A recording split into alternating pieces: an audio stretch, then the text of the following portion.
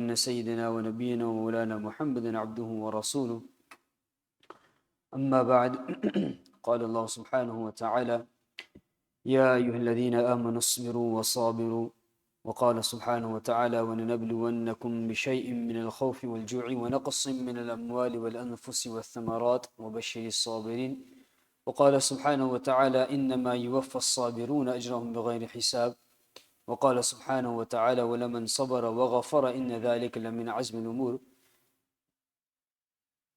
صدق الله العظيم وصدق رسوله النبي الكريم ونحن على ذلك لمن الشاهدين والشاكرين والحمد لله رب العالمين رب اشرح لي صدري ويسر لي أمري واحلل عقدة من لساني يفقه قولي رب زدني علما رب زدنا علما اللهم إنا نسألك علما نافعا ورزقا واسعا وشفاء من كل داء اللهم انفعنا بما علمتنا وعلمنا ما ينفعنا رب يسر ولا تعسر وتمم الخير بك نستعين اللهم صل على محمد عبدك ورسولك وصل على المؤمنين والمؤمنات والمسلمين والمسلمات.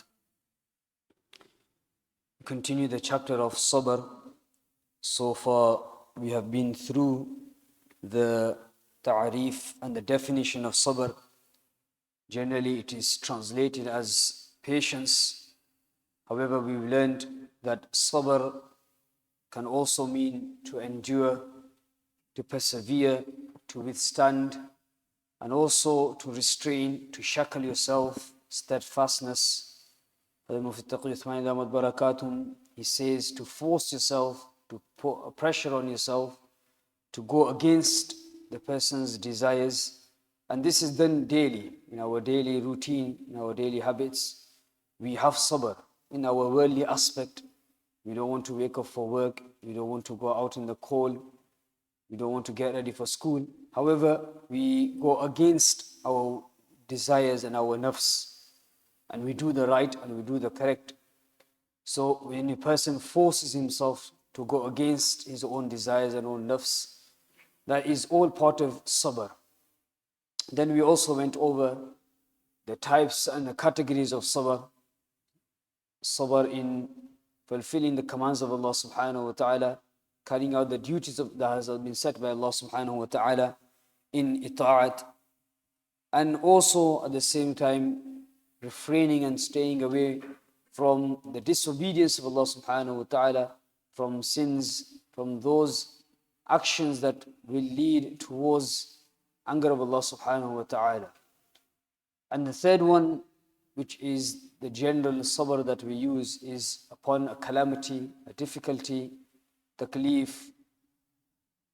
In all three aspects, we have to either be steadfast, or we have to refrain and restrain, or we have to be patient and endure the pain. And if a person does this, then we also went through the virtues and the fadail of sabr from the Quran and from the ahadith of Rasulullah sallallahu alaihi wasallam. And in our last gathering, the topic that we discussed was how to bring this sabr in our life. Anything that goes against a person, his desire, or person trying to accomplish something or trying to do something, and it fails in that, something wrong has happened, something that has disturbed him and hurt him, immediately a person should say, Inna lillahi wa inna ilayhi raji'un. In the kitchen, he's pouring the tea, and by accidentally the tea has poured onto his own hand. Immediately a person should say, Inna lillahi wa inna raji'un. He's walking and he's dropped something, Inna lillahi wa inna ilayhi raji'un. So anything that happens, a person gets the habit, instead of saying other words, oops, and Allah protect, people even end up swearing at times.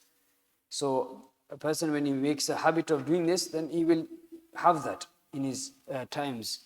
So if you get the habit of doing praying Inna lillahi wa inna raji'un or something, some dhikr of Allah, then it will help us to be able to gain the reward at that time. Then we also mentioned that the lives of the Sahaba, the lives of the Anbiya, lives of the pious, we will come across many stories where they were able to exercise patience, and they were able to show us how to do sabr and how to practice on sabr. in that way, inshallah, it will also help us to be able to understand what sabr is. Imam Ahmad rahmatullahi alayhi, a very long discussion about why he was put into jail and he was imprisoned.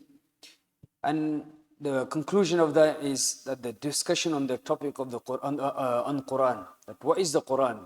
Is the Quran the words of Allah subhanahu wa ta'ala? Is it not the creation of Allah subhanahu wa ta'ala? And there's a discussion on that.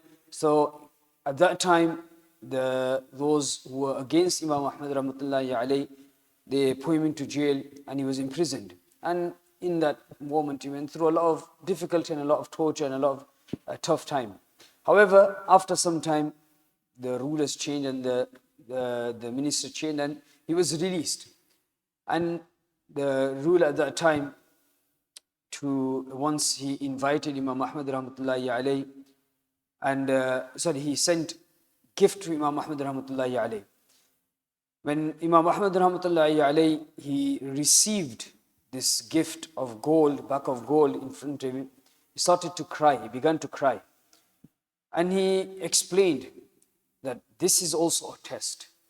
This is also a test. When I was put into prison, that was a test for me. And this receiving gift from the king, seeing the luxury and the gold of this world is also a test for me.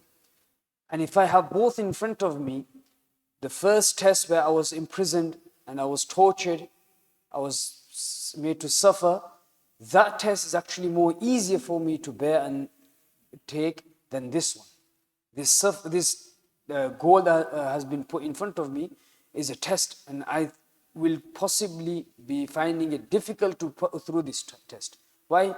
Because obviously now this gold, when a person has wealth, everybody understands what wealth can do to a person. How it could take a person further away from Allah subhanahu wa ta'ala. How it could take a person away from the masjid. How it could take him away from connecting himself to Allah subhanahu wa ta'ala. How it could take a person away from following the sunnah of Rasulullah sallallahu alayhi wa sallam. So Imam Ahmad rahmatullahi alayhi is saying that receiving this bag of gold is a bigger test for me compared to the other one. So in the stories of the companions, story of the Anbiya, story of the pious, we will understand what the true type of sabr, form of sabr is, and this will help us to bring sabr in our life. And then we also mention about that, think of that situation. If I was to complain, generally that situation and that matter would not change. I wouldn't change anything. Rather, I should be patient, I should use the correct word, I should express and in that situation have the correct feelings and the expression. In that way I will be able to earn the reward. And lastly, we mentioned last week about making dua to Allah subhanahu wa ta'ala in every matter. Dua is something that we should always do in our life. We have the times and moments during the day where a dua is accepted. After every faraz salah, a dua is accepted. After doing a good deed, a dua could be accepted. In the middle of the night, if a person is able to wake up for tahajjud salat, pray 2 rakat salat, then make dua to Allah subhanahu wa ta'ala, that dua will be accepted. If a person is not able to, come out of his bed and do wuzu and to perform salah, even then, whilst lying down whilst lying down, if a person makes dua to Allah subhanahu wa ta'ala, that dua will also be accepted. So some of the du'as we mentioned was from the Quran and the Hadith, where we learned about رَبَّنَا أَفْرِغْ عَلَيْنَا صَبْرًا وَتَوَفَّنَا مُسْلِمِينَ. We ask Allah subhanahu wa ta'ala to put sabr in our life and also make us one of those who are believers and die as a believer. Then we also had the dua of Umm Salama radiallahu anha, where she says that I learned this dua from Rasulullah sallallahu alaihi wasallam, that if a person prays this dua at the time of difficulty, then Allah subhanahu wa ta'ala in return will give him something better. So I learned this dua and I had in my mind. My husband Abu Salama radiallahu anhu passed away, and I prayed this dua and I had this yaqeen that this dua will come true, but I didn't know that who can be better than my husband Abu Salama radiallahu anhu. However, then later on the proposal from Rasulullah sallallahu alaihi wasallam came, and then she had this yaqeen in this dua, and then in return Allah subhanahu wa ta'ala gave in marriage Rasulullah sallallahu alaihi wasallam, and the dua was inna lillahi wa inna ilayhi raji'un, Allahumma ajirni fi musibati wa akhlif li khayran minha, where a person reminds himself that he is to return back to Allah subhanahu wa ta'ala and then he asks Allah subhanahu wa ta'ala to compensate for the affliction that he has been afflicted with and the difficulty has been put into, and also to give something in better in exchange. So these were some of the du'as that we can use and make in our du'as as well. So this was the summary of what's happened so far. Now moving to some of the verses, as Imam Nawawi rahmatullahi alayhi, when he begins the chapter, he brings few of the verses from the Quran to elaborate and to explain what is going to be discussed in that chapter. So the first ayat Imam Nawawi rahmatullahi alayhi has brought is the last verse of Surah Al Imran. Ya ayyuhalladhina amanu isbiru wa sabiru wa rabitu wa taqullaha la'allakum tuflihun. Briefly, what we understand is Hassan Bisri rahmatullahi alayhi says that Allah subhanahu wa ta'ala is commanding the believers that in every aspect of our life, we have to we have to have sabr. We have to have sabr. It may be a hardship, it may be ease, it may be a calamity. In every aspect of our life, Allah subhanahu wa ta'ala is telling us here that we have to have sabr. In this way, we will be able to become one of those who are the muflihun, who are the successful, and who are the victorious ones. So this is what we need to take from this ayat that Imam rahmatullahi alayhi has brought in this first, the beginning of the first ayat that he has brought. And also in Tafsir Uthmani, the Mufti Shafi Uthmani rahmatullahi alayhi has explained the categories of sabr under this ayat as well. The second ayat, وَلَنَبْلُوَنَّكُمْ بِشَيْءٍ مِّنَ الْخَوْفِ وَالْجُوعِ وَنَقَصٍ مِّنَ الْأَمْوَالِ وَالْأَنفُسِ وَالثَّمَرَاتِ وَبَشِّرِ الصَّابِرِينَ. The famous verse that we hear, that indeed Allah subhanahu wa ta'ala is going to test us. أَحَسِبَ النَّاسُ أَن يُتْرَكُوا أَن يَقُولُوا آمَنَّا وَهُمْ لَا يُفْتَنُونَ. Do we think that we have said the kalima and you have brought iman and you'll never be tested? You will definitely be tested in any ways. Different ways a person will be tested, and the test that a person will be put through will be such that he is able to endure and pay and bear and take. So the test of different ways. One is min al-khawf, fear, loss of safety, loss of aman, loss of safety. When a person is not secure, that's khawf. So a person will be tested through that he will put into fear of loss, fear of own person, his own being, fear of the possessions that he may have, fear of children. So in any way possible, the person will be tested in that. Wal-ju'i, the person may be tested through hunger, that he will not be able to have food on his plate, not able to have water to drink. So he will also put through this test as well, that he will made to put through hunger, and he will be tested in this. وَنَقْصٍ مِّنَ الْأَمْوَالِ وَالْأَنفُسِ وَالثَّمَرَاتِ. Loss of wealth, loss of lives, and also loss of fruits, i.e. stock, possessions. So all of this a person will lose in his life. However, وَبَشِّرِ الصَّابِرِينَ, those people who are able to react in the correct manner, those people who are able to have sabr in their life, Allah subhanahu wa ta'ala says that they are to tell them to give glad tidings to them. Give glad tidings to them. Now we also understand from this verse is that every deed that we will do will not go to waste. It will be kept recorded. That any deed that we will do, either good or bad, everything will be recorded. It will not be lost. On the day of judgment, we will see that Allah subhanahu wa ta'ala, when He will put the book of deed in front of us and He will hand over the book of deeds or the result, we will see that every action of ours has been put in front, recorded. So nothing will be lost. Every moment of our life, every deed of ours, good or bad, will be recorded in our book of deeds.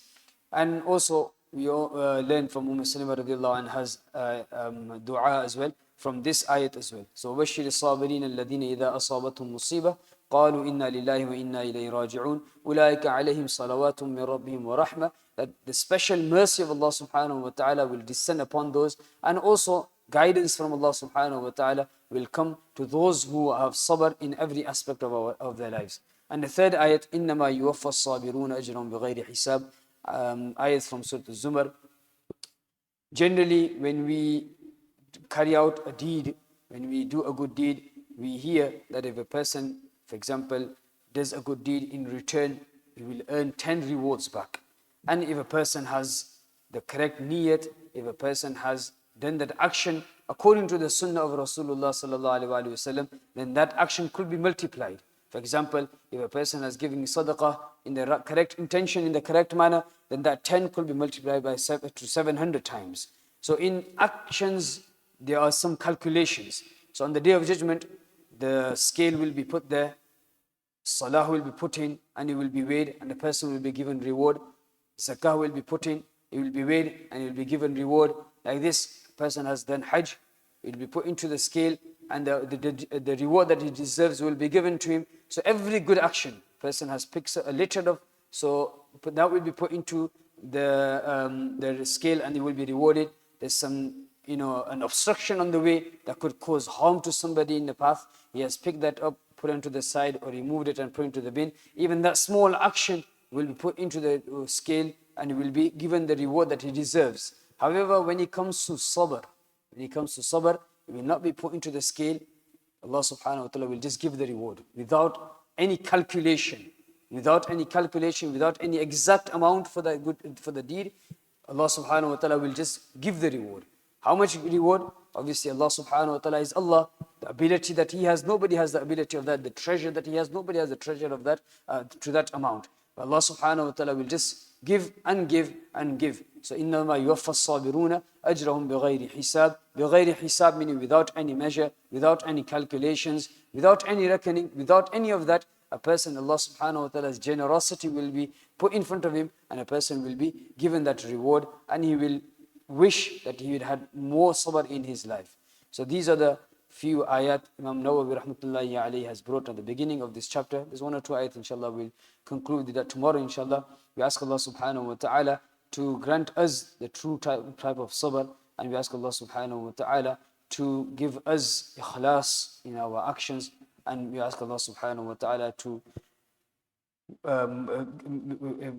give us the book of deeds on our right hand side, that we are one of those who are successful. And we also ask Allah subhanahu wa ta'ala to ease the sufferings of those who are suffering in the world, and open the doors of mercy upon them, especially those who are going through difficult time, difficult moment in Palestine. We ask Allah subhanahu wa ta'ala to protect Masjid al-Aqsa and those who are protecting Masjid al-Aqsa as well. Allahumma ameen. Subhanallah bihamdi, subhanakallah wa bihamdik.